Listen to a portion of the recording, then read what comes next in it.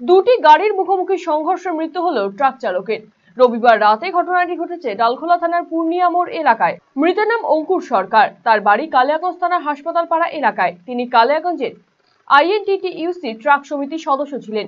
জানা গিয়েছে, রবিবার রাতে দুর্ঘটনার পর স্থানীয়রা অঙ্কুর বাবুকে উদ্ধার করে ডালখোলা হাসপাতালে নিয়ে যায়। সেখান থেকে স্থানান্তরিত করা হয় রায়গঞ্জ মেডিকেল কলেজ ও হাসপাতালে। এই হাসপাতালে মৃত্যু হয় তার। জানা গিয়েছে, পরিবারে একমাত্র রোজগারের ব্যক্তি ছিলেন অঙ্কুর বাবু। তার মৃত্যুতে শোকস্তব্ধ গোটা পরিবার।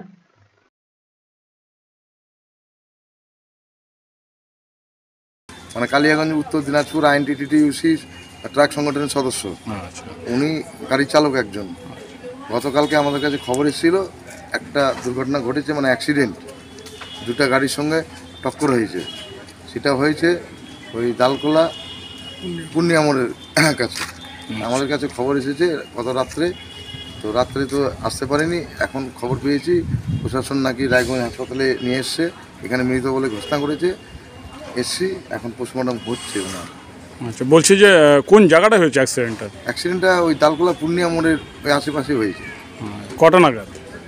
এই 10টা সাড়ে 10টার মধ্যে হয়েছে।